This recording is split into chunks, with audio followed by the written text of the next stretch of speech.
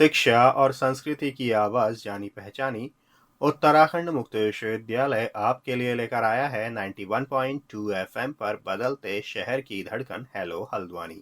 Hello Haldwani एक सामुदायिक radio है जिसे 91.2 मेगाहर्ट्ज की फ्रीक्वेंसी पर आपके लिए उत्तराखंड मुक्त विश्वविद्यालय लेकर आता है। इस रेडियो पर हम समुदाय और समाज से जुड़े हुए कई तरह के कार्यक्रम, उनकी अपनी समस्याएं, उनके अपने मुद्दे, उनकी अपनी प्रतिभाएं आप तक लेकर आते रहते हैं। तो वहीं उत्तराखंड मुक्त विश्वविद्यालय से जुड़े हुए विद्यार्थियों की जानकारी के लिए भी कई तरह के कार्यक्रम हम इस रेडियो पर लेकर आते हैं। तो ऐसे ही एक कार्यक्रम के साथ आज हमारे स्टूडियो में मौजूद हैं उत्तराखंड मुक्त विश्वविद्यालय के गृह विज्ञान विभाग से डॉक्टर ज्योति जोशी, और इनकी जानकारी का जो आज का विषय है वो है परिधान डिजाइनिंग और मानक माप। यानी कि किसी भी मानक माप का परिधान डिजाइनिंग में क्या महत्व है, क्यों मानक माप परिधान डिजाइनिंग में जरूरी होती है, और किसी भी अप्रैल डिजाइनर के लिए इनके जरिए क्या कुछ सहूलियतें होती हैं। ये सारी जानकारी आज डॉक्टर ज्योति जोशी आपके लिए लेकर आई हैं। तो पेश है आपके लिए ये कार्यक्रम। हेलो हल्द्वानी 91.2 एफएम के सभी श्रोताओं को मेरा नमस्कार। आज मैं ज्योति जोशी अपैरल डिजाइनिंग कोर्स के अंतर्गत मास्टर ग्रेड और विभिन्न माप प्रणाली के बारे में बातचीत करूंगी। तो सबसे पहले हम जानते हैं कि मास्टर ग्रेड और मास्टर पैटर्न, जिसे हम मास्टर ब्लॉक भी कहते हैं, वो क्या होता है। एक मास्टर ब्लॉक, जिसे हम मास्टर ग्रेड भी कहते हैं, वो मूल रूप से एक हमारा मानक पैटर्न होता है जिसका प्रयोग करके हम विभिन्न साइज के पैटर्न को बनाते हैं। जो मानक साइज है वो कोई भी हो सकता है, जैसे कि 40 साइज का भी हो सकता है, 30 साइज का भी हो सकता है, 32 साइज का भी हो सकता है, 36 साइज का भी हो सकता है। उसका प्रयोग करके हम उससे ऊपर या उससे नीचे के साइज को, जैसे सपोज अगर 32 साइज का मास्टर ग्रेड है तो हम 34, 36 साइज का पैटर्न बना सकते हैं उससे, या 28 साइज का पैटर्न भी बना सकते हैं। तो जो मास्टर पैटर्न होता है, जिसे हम मास्टर ग्रेड भी कहते हैं, वो हमारे आगे पीछे की चोली का हो सकता है, हमारे आस्तीन का हो सकता है, हमारे स्कर्ट्स का हो सकता है, हमारे पैंट्स का हो सकता है। ये सब हमारे क्या होते हैं, मास्टर पैटर्न होते हैं, मास्टर ग्रेड जिसे हम कहते हैं। तो अब हम जानते हैं कि जो विभिन्न माप प्रणाली है वो कैसे आई, और ये विभिन्न माप प्रणाली कौन कौन सी होती है, और इनका प्रयोग और इनका डिस्ट्रीब्यूशन हम कैसे करते हैं। तो सबसे पहले हम बात करते हैं विभिन्न माप प्रणाली की, कि विभिन्न माप प्रणाली हमारी कैसे आई। एक मानव मिति फ्रांसीसी प्राकृतिकवादी जॉर्ज कुवियर थे, जिन्होंने मानव मिति शब्द को खोजा, और पिछली शताब्दी के दौरान किसी दिए गए जनसंख्या के भीतर विशिष्ट समूहों के आकार और माप को निर्धारित करने के लिए कई छोटे पैमाने में सर्वेक्षण किए गए थे। और मुख्य रूप से ये सर्वेक्षण बहुत ही छोटे सैंपल को लेके किए गए थे, जिनका वैज्ञानिक पद्धति की कमी के कारण उनका बहुत ही लिमिटेड वैल्यू थी। तो इसके कारण 1951 और 1968 के बीच में 4 बड़े पैमाने पर सर्वेक्षण किए गए, जिनका बहुत ही महत्व है, क्योंकि बहुत हद तक वे सभी महिलाओं के माप और आकार के लिए एकमात्र आधिकारिक आधार प्रदान करते हैं। और वो देश थे जिन्होंने सर्वेक्षण किया, अमेरिका, इंग्लैंड, पश्चिमी जर्मनी और फ्रांस थे, जिन्होंने इन सर्वेक्षण में पार्टिसिपेट किया, और महिलाओं को लेकर, जिसमें कि सैंपल साइज थोड़ा अधिक लेकर, उन्होंने इसमें काम किया। तो संयुक्त राज्य अमेरिका में 1948 और 1959 के बीच में विभिन्न परिवर्धन के साथ सर्वेक्षण किया गया था, जिसमें उन्होंने 10,000 महिलाओं को शामिल किया था, और जिसमें प्रत्येक महिला के 49 मेजरमेंट्स उन्होंने लिए थे।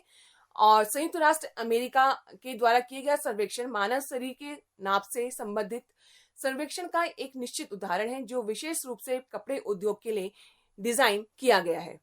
उसके बाद इंग्लैंड में 1951 के दौरान 50,000 महिलाओं की माप को लेकर एक सर्वेक्षण किया गया, जिसमें प्रत्येक महिला के 37 मेजरमेंट्स लिए गए थे। और 1956 में प्रकाशित रिपोर्ट में उन्होंने 18 से 65 वर्ष की आयु के बीच पूरी महिला आबादी के माप और साइज समूह का विस्तृत विश्लेषण किया, और उसको उन्हें प्रकाशित किया।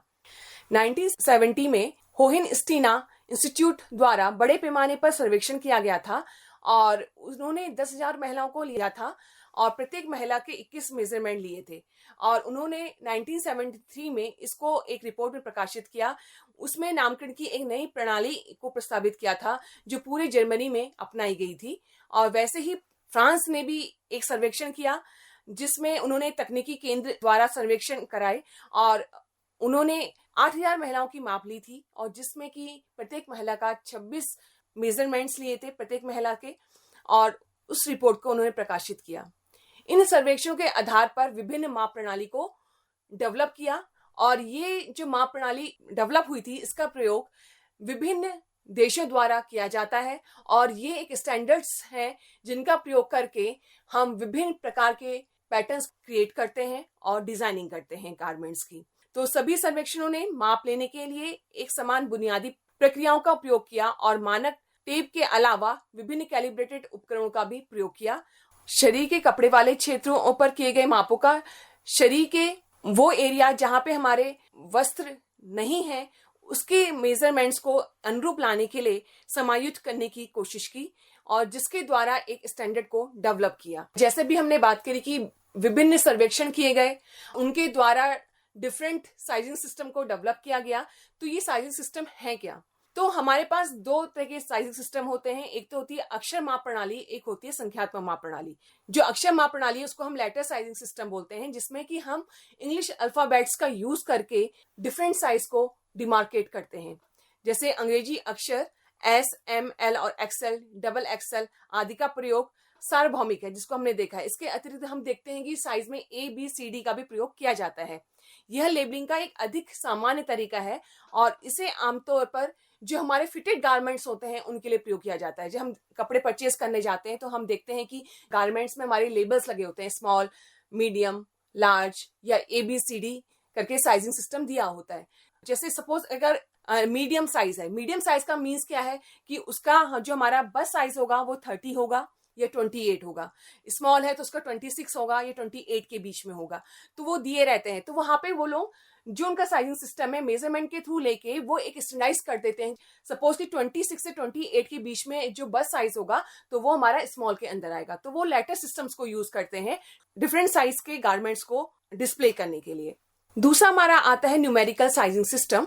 न्यूमेरिकल साइजिंग सिस्टम जिसको हम संख्यात्मक माप प्रणाली भी बोलते हैं। संख्यात्मक साइजिंग लेबलिंग जो है विभिन्न प्रणाली का अनुसरण करता है। इसमें क्या है कि मेनली जो संख्यात्मक माप प्रणाली है इसका प्रयोग यूरोप में किया जाता है, जिसमें वो 30, 32, 34, 36 नंबर से स्टार्ट करते हैं। मीन्स उनकी जो स्टार्टिंग होती है वो 30 से स्टार्ट होती है। वहीं पे संयुक्त राज्य में जो हमारा साइजिंग सिस्टम है वो न्यूमेरिकल ही साइजिंग सिस्टम का प्रयोग करते हैं, लेकिन वो अपना साइजिंग सिस्टम को दिखाने के लिए या जो कह रहे हैं साइज सिस्टम प्रयोग कर रहे हैं उसमें कि न्यूमेरिकल जो यूज हो रहा है वो 0 से स्टार्ट होता है, वो 0 से 8 तक जाता है। वहीं पे यूके में जो है वो स्टार्ट करते हैं 10 से। जो उनका स्मॉल साइज होगा वो 10 से स्टार्ट होगा और वो बढ़ता हुआ 12, 14, 16, 18, 17 ऐसे जाता है। तो हमने जैसे देखा कि न्यूमेरिकल साइजिंग सिस्टम है उसमें भी अलग अलग कंट्री में अलग अलग नंबर अलग अलग साइज को डिमार्केट करता है। जैसे मैंने बताया यूरोप में कि 30 से स्टार्ट हो रहा है, संयुक्त राज्य में 0 से स्टार्ट करते हैं और यूके में वो 10 से स्टार्ट करते हैं। तो ये हमारा डिफरेंस है। अगर हम इनको कंपैरिजन करें, अगर सपोज किसी कंट्री में जो लेबलिंग सिस्टम है उसमें 32 साइज लिखा है तो उसका बस साइज क्या होगा? सपोज अगर 30 साइज है उसका बस साइज, तो वहीं पे जो हमारा संयुक्त राज्य में यूज हो रहा है 4 वो उसके बराबर होगा। तो वो उसके लिए हमें क्या है कि जो स्टैंडर्ड साइजिंग सिस्टम है इंडियन कंट्री का उसको लेके कंपेयर करना पड़ता है, उसके बाद हम डिसाइड कर सकते हैं। जैसे हमने देखा है कि हम जब परचेजिंग करते हैं, ऑनलाइन परचेजिंग भी करते हैं, तो उसमें दिया रहता है कि साइज सिस्टम की बस साइज है 32। जब वो साइज सिस्टम हम क्लिक करते हैं तो उसमें दिखाते हैं कि अगर सपोज मीडियम में हमने क्लिक करा है तो उसमें दिखाएंगे साइजिंग सिस्टम में कि आपका बस का साइज कितना है। तो हम उसके अकॉर्डिंग अपनी चीजों को परचेज करते हैं। तो ये अपना कंट्री से कंट्री में डिफरेंस है और वहीं पे ब्रांड टू ब्रांड भी डिफरेंस है कि कौन सा ब्रांड कौन से साइजिंग सिस्टम को यूज कर रहा है, उसके अकॉर्डिंग वो पर्टिकुलर मेजरमेंट्स को लेके गारमेंट की डिजाइनिंग करता है। जो हमारी मानक माप वर्गीकरण है उसके बारे में हम बातचीत करते हैं।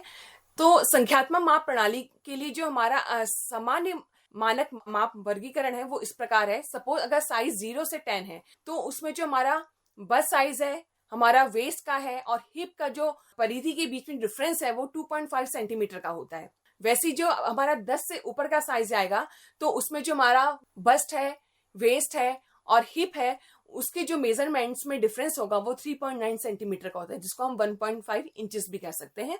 और वैसे ही अक्षय माप प्रणाली की जब हम बात करते हैं तो उस साइजिंग सिस्टम में जो हमारा स्मॉल या एक्स्ट्रा स्मॉल है, एक्स्ट्रा स्मॉल से जो लार्ज तक का साइज है, उनमें जो हमारे मेजरमेंट्स है बस्ट के, हिप के, वेस्ट के, जो उनमें डिफरेंस है वो 2 इंचेस का होता है। वैसे ही जो हमारा साइजिंग सिस्टम है उसमें हमारा लार्ज से स्टार्ट होता है, जो लार्ज से ऊपर की साइड जो साइज बढ़ते जाते हैं, suppose XL, double XL, triple XL, उसमें जो हमारा बस्ट है, वेस्ट है, हिप है, उनकी परिधि में जो डिफरेंस होता है वो 3 इंचेस का होता है।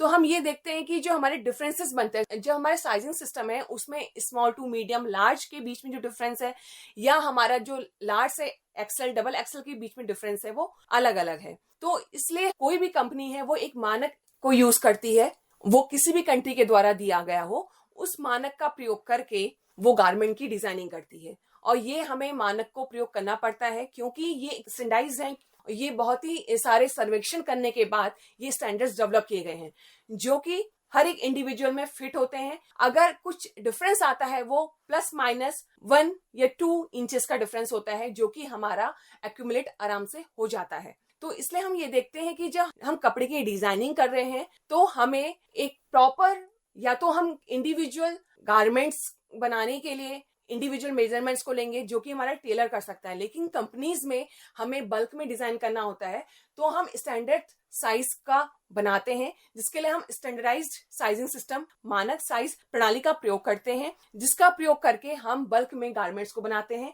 सपोज कि स्मॉल के हमें इतने सैंपल्स बनाने हैं या इतने गारमेंट्स बनाने हैं, सपोज 100 बनाने हैं, 200 बनाने हैं, मीडियम साइज के हमें 1000 बनाने हैं, तो हम स्टैंडर्ड साइज का प्रयोग करके ही उनको बना सकते हैं। इंडिविजुअल मेजरमेंट लेके वो पॉसिबल नहीं है। तो हम देखते हैं कि जो हमारा अपैरल डिजाइनिंग कंपनीज हैं वो एक स्टैंडर्ड का प्रयोग करके गारमेंट्स की डिजाइनिंग करती है, और जो कि हमारे इंडिविजुअल्स में फिट होते हैं और जो उनको बहुत अच्छा लुक देते हैं और अच्छी फिटिंग देते हैं। और साइजिंग सिस्टम का प्रयोग करके ही हम डिफरेंट गारमेंट्स की डिजाइनिंग को कर सकते हैं। और इसके साथ मैं कहना चाहूंगी, जो हमारा साइजिंग सिस्टम है अभी हमारे इंडिया में डेवलप नहीं हो पाया है, जिसकी प्रोसेस अभी चल रही है। इंडिया की जो कंपनीज हैं जो यूज करती हैं वो साइज सिस्टम, वो बाहर की कंट्रीज का यूज करती हैं। इसीलिए हमारे यहाँ जो इंडियन ब्रांड्स भी हैं या फॉरेन ब्रांड है वो तो अपना ही यूज करते हैं, लेकिन जो इंडियन ब्रांड्स भी हैं वो बाहर की कंपनीज का स्टैंडर्ड मेजरिंग सिस्टम को प्रयोग करती हैं, उसको प्रयोग करके ही डिजाइनिंग करते हैं गारमेंट्स की, जो कि हमारे इंडिविजुअल पर्सन में फिट होते हैं। अगर उनमें कुछ डिफरेंस आता है, वो बहुत माइन्यूट डिफरेंस आता है, जिसका कि हम ऑल्ट्रेशन करके उसको इंडिविजुअल फिटिंग के ऊपर ला सकते हैं, और उनका प्रयोग करके हम अपैरल की डिजाइनिंग और कंस्ट्रक्शन कर सकते हैं। धन्यवाद।